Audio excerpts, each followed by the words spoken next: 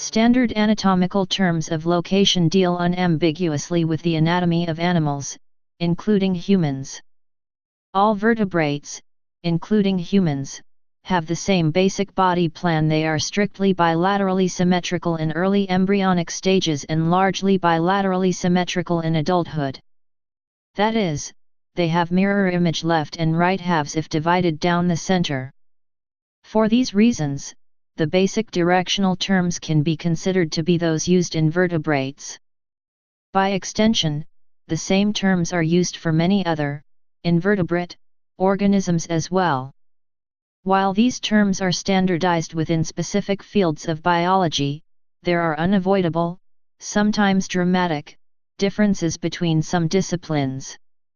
For example, differences in terminology remain a problem that, to some extent, still separates the terminology of human anatomy from that used in the study of various other zoological categories.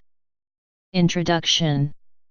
Standardized anatomical and zoological terms of location have been developed, usually based on Latin and Greek words, to enable all biological and medical scientists to precisely delineate and communicate information about animal bodies and their component organs, even though the meaning of some of the terms often is context-sensitive. The vertebrates and craniata share a substantial heritage and common structure, so many of the same terms are used to describe location. To avoid ambiguities, this terminology is based on the anatomy of each animal in a standard way. For humans, one type of vertebrate, anatomical terms may differ from other forms of vertebrates. For one reason, this is because humans have a different neuraxis and, unlike animals that rest on four limbs, humans are considered when describing anatomy as being in the standard anatomical position. Thus, what is on top of a human is the head, whereas the top of a dog may be its back, and the top of a flounder could refer to either its left or its right side. For invertebrates, standard application of locational terminology often becomes difficult or debatable at best when the differences in morphology are so radical that common concepts are not homologous and do not refer to common concepts. For example, many species are not even bilaterally symmetrical. In these species, terminology depends on their type of symmetry, if any. Standard anatomical position. Because animals can change orientation with respect to their environment, and because appendages like limbs and tentacles can change position with respect to the main body, positional descriptive terms need to refer to the animal as in its standard anatomical position. All descriptions are with respect to the organism in its standard anatomical position, even when the organism in question has appendages in another position. This helps avoid confusion in terminology when referring to the same organism in different postures. In humans, this refers to the body in a standing position with arms at the side and palms facing forward, thumbs out. While the universal vertebrate terminology used in veterinary medicine would work in human medicine, the human terms are thought to be too well established to be worth changing. Combined terms. Many anatomical terms can be combined, either to indicate a position in two axes simultaneously or to indicate the direction of a movement relative to the body. For example, anterolateral indicates a position that is both anterior and lateral to the body axis, such as the bulk of the pectoralis major muscle. In radiology, an X-ray image may be said to be anteroposterior, indicating that the beam of X-rays pass from their source to patient's anterior body wall through the body to exit through posterior body wall. There is no definite limit to the contexts in which terms may be modified to qualify each other in such combinations. Generally, the modifier term is truncated and an O or an I is added in prefixing it to the qualified term. For example, a view of an animal from an aspect at once dorsal and lateral might be called a dorsolateral view, and the effect of dorsolateral flattening in an organism such as a crite gives its body a triangular cross-section. Again, in describing the morphology of an organ or habitus of an animal such as many of the platyhelminths, one might speak of it as dorsi-ventrally flattened as opposed to bilaterally flattened animals such as ocean sunfish. Where desirable, 3 or more terms may be agglutinated or concatenated, as in anterior dorsolateral. Such terms sometimes used to be hyphenated, but the modern tendency is to omit the hyphen. There is, however, little basis for any strict rule to interfere with choice of convenience in such usage. Planes. 3 basic reference planes are used to describe location. The sagittal plane is a plane parallel to the sagittal suture. All other sagittal planes, referred to as parasagittal planes, are parallel to it. It is also known as a longitudinal plane. The plane is a YZ plane, perpendicular to the ground.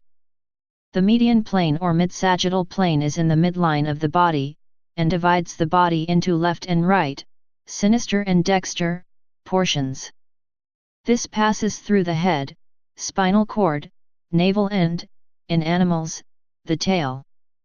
The median plane can also refer to the mid-sagittal plane of other structures, such as a digit.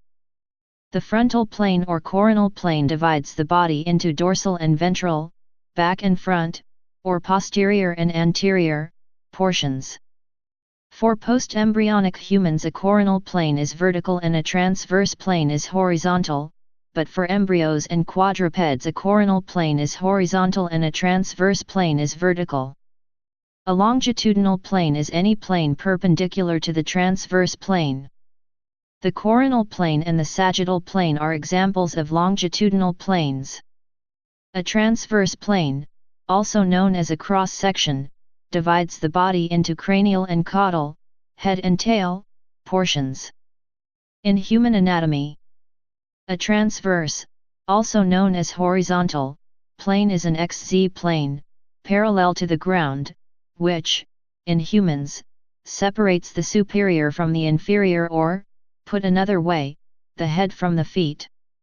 A coronal, also known as frontal, plane is a XY plane, perpendicular to the ground, which, in humans, separates the anterior from the posterior, the front from the back, the ventral from the dorsal.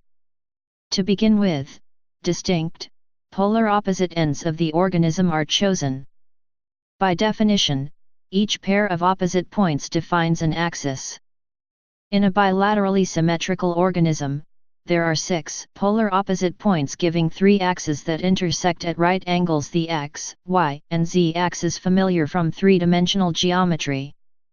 The terms intermediate, ipsilateral, contralateral, superficial, and deep, while indicating directions, are relative terms and thus do not properly define fixed anatomical axes. Also, while the rostrocaudal and anteroposterior directionality are equivalent in a significant portion of the human body, they are different directions in other parts of the body. Main terminologies: superior and inferior. In anatomical terminology, superior, from Latin, meaning above, is used to refer to what is above something, and inferior, from Latin, meaning below, to what is below it. For example, in the anatomical position, the most superior part of the human body is the head, and the most inferior is the feet. As a second example, in humans the neck is superior to the chest but inferior to the head. Anterior and posterior. Anterior refers to what is in front, from Latin ante, meaning before, and posterior, what is to the back of the subject, from Latin post, meaning after. For example, in a dog the nose is anterior to the eyes and the tail is considered the most posterior part. In many fish the gill openings are posterior to the eyes, but anterior to the tail. Medial and lateral. Lateral, from Latin lateralis, meaning to the side, refers to the sides of an animal, as in left lateral and right lateral. The term medial, from Latin medius, meaning middle, is used to refer to structures close to the center of an organism, called the median plane. For example, in a fish the gills are medial to the operculum, but lateral to the heart. The terms left and right are sometimes used, or their Latin alternatives, Latin, dexter, right, Latin, sinister, left. However, as left and right sides are mirror images, using these words is somewhat confusing, as structures are duplicated on both sides. For example, it's very confusing to say the dorsal fin of a dolphin is right of the left pectoral fin, but is left of the right eye, but much easier and clearer to say the dorsal fin is medial to the pectoral fins. Derived terms include contralateral, from Latin contra, meaning against on the side opposite to another structure. For example, the right arm and leg are represented by the left, i.e., contralateral side of the forebrain. Ipsilateral, from Latin ipsi, meaning same on the same side as another structure. For example, the left arm is ipsilateral to the left leg. Bilateral, from Latin bis, meaning twice on both sides of the body. For example, bilateral orchiectomy, removal of testes on both sides of the body's axis, is surgical castration. Unilateral, from Latin unus, meaning one on one side of the body. For example, unilateral paresis is hemiparesis. Varus and valgus correspond to medial and lateral, respectively, regarding the distal segment's vector relative to the proximal segment's vector. Proximal and distal. The terms proximal, from Latin proximus, meaning nearest, and distal, from Latin distar, meaning to stand away from, are used to describe parts of a feature that are close to or distant from the main mass of the body, respectively. Thus the upper arm in humans is proximal and the hand is distal.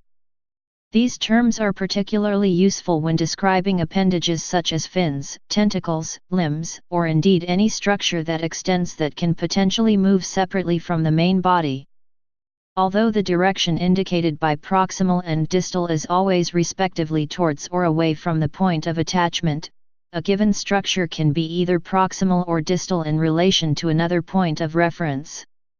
Thus the elbow is distal to a wound on the upper arm, but proximal to a wound on the lower arm. This terminology is also employed in molecular biology and therefore by extension is also used in chemistry. Specifically as referring to the atomic loci of molecules from the overall moiety of a given compound. Central and peripheral. Central and peripheral are terms that are closely related to concepts such as proximal and distal, but they are so widely applicable that in many respects their flexibility makes them hard to define.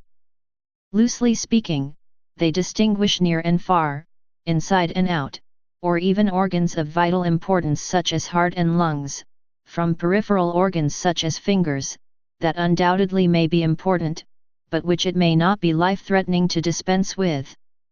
Examples of the application of the terms are the distinction between central and peripheral nervous systems, and between peripheral blood vessels and the central circulatory organs, such as the heart and major vessels. The terms also can apply to large and complex molecules such as proteins, where central amino acid residues are protected from antibodies or the like, but peripheral residues are important in docking and other interactions. Other examples include central and peripheral circadian clocks, and central versus peripheral vision. Superficial and deep. These two terms relate to the distance of a structure from the surface of an animal. Deep, from Old English, refers to something further away from the surface of the organism. For example, the external oblique muscle of the abdomen is deep to the skin. Deep is one of the few anatomical terms of location derived from Old English rather than Latin. The anglicized Latin term would have been profound, from Latin profundus, meaning due to depth. Superficial, from Latin superficies, meaning surface, refers to something near the outer surface of the organism. For example, in skin the epidermis is superficial to the subcutis. Dorsal and ventral.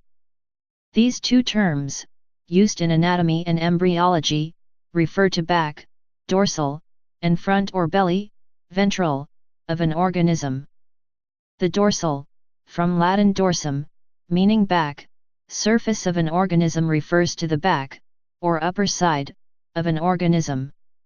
If talking about the skull, the dorsal side is the top. The ventral, from Latin venter, meaning belly, surface refers to the front, or lower side, of an organism. For example, in a fish the pectoral fins are dorsal to the anal fin, but ventral to the dorsal fin. Cranial and caudal. Specific terms exist to describe how close or far something is to the head or tail of an animal.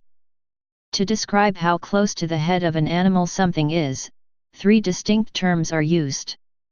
Rostral, from Latin rostrum, meaning beak, nose, meaning situated toward the oral or nasal region, or in the case of the brain, toward the tip of the frontal lobe. Cranial, from Greek kaparo alpha nu omicron nu, meaning skull, or cephalic, from Greek kappa epsilon phi alpha lambda, meaning head. Caudal, from Latin cauda, meaning tail, is used to describe how close something is to the end of an organism. For example, in the horse, the eyes are caudal to the nose and rostral to the back of the head. These terms are generally preferred in veterinary medicine and not used as often in human medicine. In humans, cranial and cephalic are used to refer to the skull, with cranial being used more commonly. The term rostral is rarely used in human anatomy, apart from embryology, and refers more to the front of the face than the superior aspect of the organism. Similarly, the term caudal is only occasionally used in human anatomy.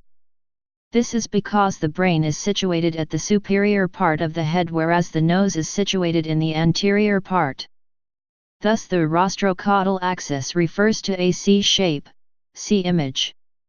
Other terms and special cases. Anatomical landmarks. The location of anatomical structures can also be described with relation to different anatomical landmarks. Structures may be described as being at the level of a specific spinal vertebra, depending on the section of the vertebral column the structure is at.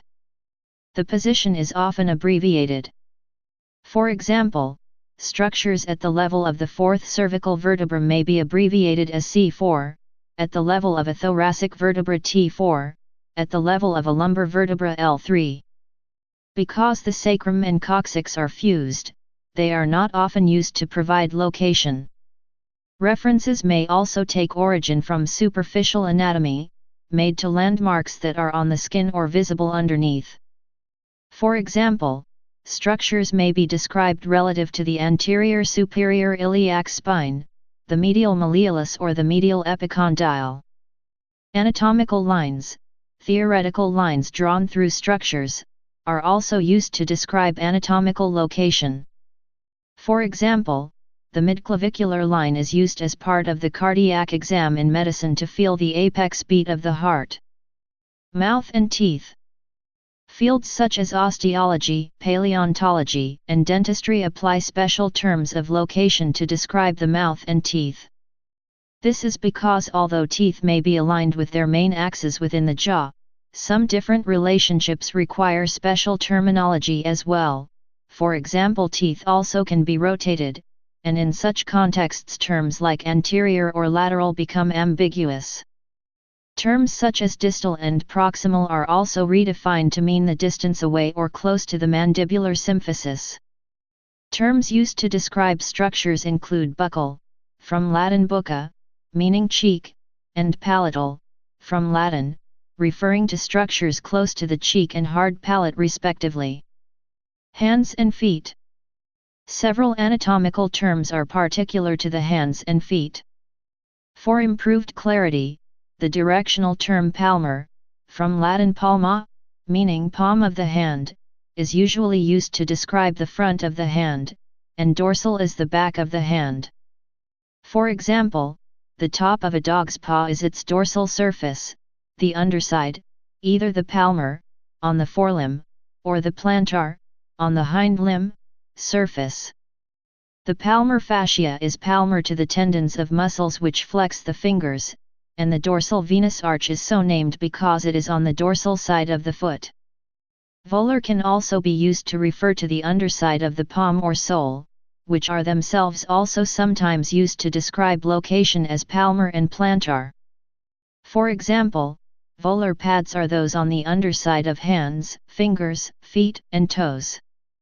These terms are used to avoid confusion when describing the median surface of the hand and what is the anterior or posterior surface. Anterior can be used to describe the palm of the hand, and posterior can be used to describe the back of the hand and arm. This confusion can arise because the forearm can pronate and supinate. Similarly, in the forearm, for clarity, the sides are named after the bones. Structures closer to the radius are radial, structures closer to the ulna are ulnar, and structures relating to both bones are referred to as radio-ulnar. Similarly, in the lower leg, structures near the tibia, shin bone, are tibial and structures near the fibula are fibular, or peroneal. Rotational direction. Most terms of anatomical location are relative to linear motion, translation, along the x, y and z axes, but there are other degrees of freedom as well, in particular, rotation around any of those three axes. Anteversion and retroversion are complementary anatomical terms of location, describing the degree to which an anatomical structure is rotated forwards, towards the front of the body, or backwards, towards the back of the body, respectively, relative to some datum position. The terms also describe the positioning of surgical implants, such as in arthroplasty. Anteversion refers to an anatomical structure being tilted further forward than normal, whether pathologically or incidentally. For example, there may be a need to measure the anteversion of the neck of a bone such as a femur. For example, a woman's uterus typically is antevered, tilted slightly forward. A misaligned pelvis may be antevered, that is to say tilted forward to some relevant degree. Retroversion is rotation around the same axis as that of anteversion, but in the opposite sense, that is to say, tilting back. A structure so affected is described as being retrovert. As with anteversion, retroversion is a completely general term and can apply to a backward tilting of such hard structures as bones, soft organs such as uteri, or surgical implants. Other directional terms. Several other terms are also used to describe location. These terms are not used to form the fixed axes. Terms include axial, from Latin axis, meaning axle around the central axis of the organism or the extremity. Two related terms, abaxial and adaxial, refer to locations away from and toward the central axis of an organism, respectively. Parietal, from Latin paries, meaning wall pertaining to the wall of a body cavity. For example, the parietal peritoneum is the lining on the inside of the abdominal cavity. Parietal can also refer specifically to the parietal bone of the skull or associated structures.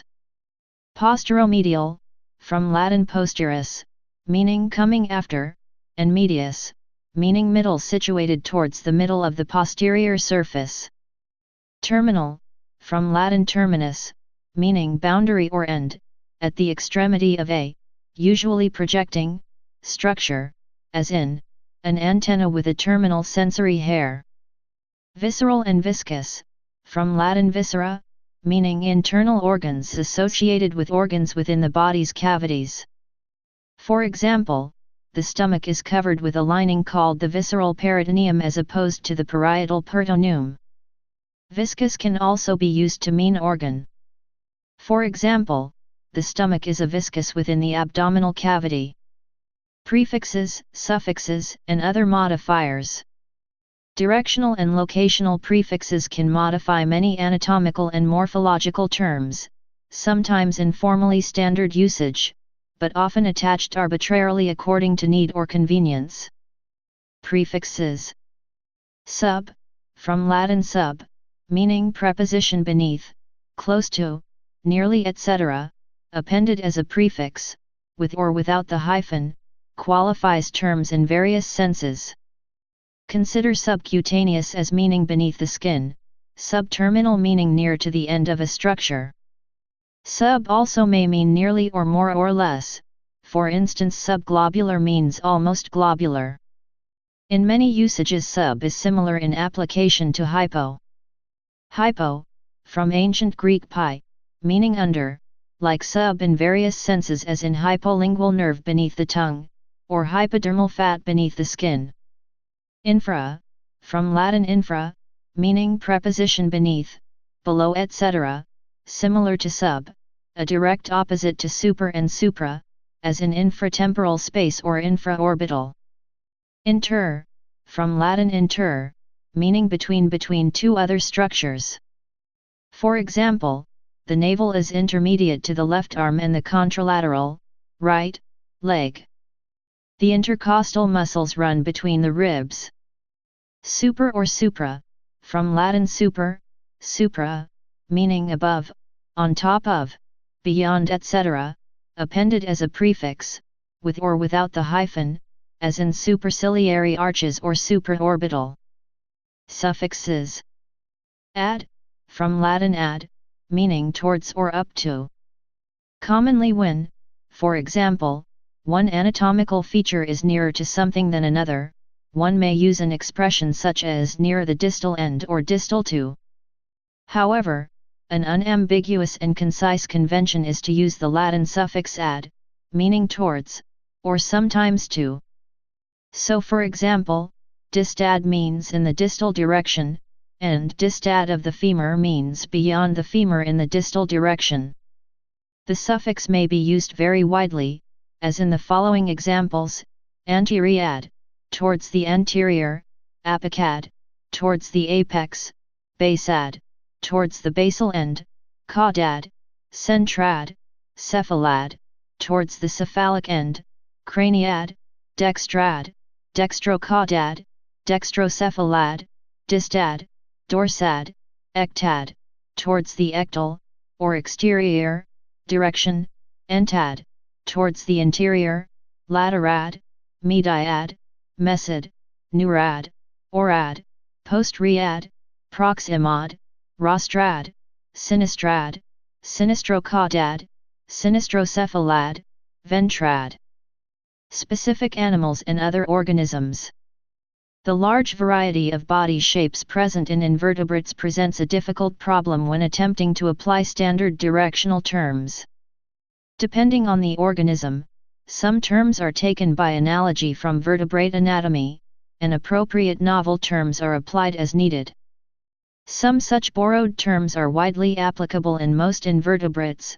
For example, proximal, literally meaning near, refers to the part of an appendage nearest to where it joins the body, and distal, literally meaning standing away from, is used for the part furthest from the point of attachment. In all cases, the usage of terms is dependent on the body plan of the organism. For example, especially in organisms without distinct heads for reasons of broader applicability, anterior is usually preferred. Humans. As humans are approximately bilaterally symmetrical organisms, anatomical descriptions usually use the same terms as those for vertebrates and other members of the taxonomic group Bilateria. However, for historical and other reasons, standard human directional terminology has several differences from that used for other bilaterally symmetrical organisms. The terms of zootomy and anatomy came into use at a time when all scientific communication took place in Latin. In their original Latin forms, the respective meanings of anterior and posterior are in front of, or before, and behind, or after; those of dorsal and ventral are toward the spine and toward the belly, and those of superior and inferior are above and below. Humans, however, have the rare property of having an upright torso. This makes their anterior/posterior and dorsal/ventral directions the same, and the inferior/superior directions necessary. Most animals, furthermore, are capable of moving relative to their environment. So while up might refer to the direction of a standing human's head, the same term, up, might be used to refer to the direction of the belly of a supine human. It is also necessary to employ some specific anatomical knowledge in order to apply the terminology unambiguously. For example, while the ears would be superior to, above, the shoulders in a human, this fails when describing the armadillo, where the shoulders are above the ears. Thus, in veterinary terminology, the ears would be cranial to, i.e., toward the head from, the shoulders in the armadillo, the dog, the kangaroo, or any other terrestrial vertebrate, including the human. Likewise, while the belly is considered anterior to, in front of, the back in humans, this terminology fails for the flounder, the armadillo, and the dog. In veterinary terms, the belly would be ventral, toward the abdomen, in all vertebrates. While it would be possible to introduce a system of axes that is completely consistent between humans and other vertebrates by having two separate pairs of axes, one used exclusively for the head, e.g., anterior/posterior and inferior/superior, and the other exclusively for the torso, e.g., dorsal/ventral and caudal/rostral, or toward the tail/toward the beak, doing so would require the renaming of many anatomical structures. Asymmetrical and spherical organisms. In organisms with a changeable shape, such as amoeboid organisms, most directional terms are meaningless, since the shape of the organism is not constant and no distinct axes are fixed. Similarly, in spherically symmetrical organisms, there is nothing to distinguish one line through the center of the organism from any other. An indefinite number of triads of mutually perpendicular axes could be defined, but any such choice of axes would be useless, as nothing would distinguish a chosen triad from any others. In such organisms, only terms such as superficial and deep, or sometimes proximal and distal, are usefully descriptive. Elongated organisms. In organisms that maintain a constant shape and have one dimension longer than the other, at least two directional terms can be used. The long or longitudinal axis is defined by points at the opposite ends of the organism. Similarly, a perpendicular transverse axis can be defined by points on opposite sides of the organism. There is typically no basis for the definition of a third axis. Usually such organisms are planktonic, free-swimming, protists, and are nearly always viewed on microscope slides, where they appear essentially two-dimensional. In some cases a third axis can be defined, particularly where a non-terminal cytostome or other unique structure is present. Some elongated protists have distinctive ends of the body. In such organisms, the end with a mouth, or equivalent structure, such as the cytostome in paramecium or stentor, or the end that usually points in the direction of the organism's locomotion, such as the end with the flagellum in euglena, is normally designated as the anterior end. The opposite end then becomes the posterior end. Properly, this terminology would apply only to an organism that is always planktonic, not normally attached to a surface, although the term can also be applied to one that is sessile, normally attached to a surface. Organisms that are attached to a substrate, such as sponges, or some animal-like protists also have distinctive ends. The part of the organism attached to the substrate is usually referred to as the basal end, Latin, basis, support/foundation, whereas the end furthest from the attachment is referred to as the apical end, Latin, apex, peak/tip. Radially symmetrical organisms. Radially symmetrical organisms include those in the group Radiata, primarily jellyfish, sea anemones, and corals, and the comb jellies. Adult echinoderms, such as starfish, sea urchins, sea cucumbers, and others are also included, since they are pentaradial, meaning they have 5 discrete rotational symmetry. Echinoderm larvae are not included, since they are bilaterally symmetrical. Radially symmetrical organisms always have one distinctive axis. Cnidarians, jellyfish, sea anemones, and corals, have an incomplete digestive system, meaning that one end of the organism has a mouth, and the opposite end has no opening from the gut, coelenteron. For this reason, the end of the organism with the mouth is referred to as the oral end, Latin, os, mouth, and the opposite surface is the aboral end, Latin, ab, prefix meaning away from. Unlike vertebrates, cnidarians have no other distinctive axes. Lateral, dorsal, and ventral have no meaning in such organisms, and all can be replaced by the generic term peripheral, Greek, pi epsilon rho, around. Medial can be used, but in the case of radiates indicates the central point, rather than a central axis as in vertebrates. Thus, there are multiple possible radial axes and medioperipheral, half, axes. However, it is noteworthy that some biradially symmetrical comb jellies do have distinct tentacular and pharyngeal axes and are thus anatomically equivalent to bilaterally symmetrical animals. As with vertebrates, appendages that move independently of the body, tentacles in cnidarians and comb jellies, have a definite proximo-distal axis, Fig. 9. Spiders. Two specialized terms are useful in describing views of arachnid legs and pedipalps. Prolateral refers to the surface of.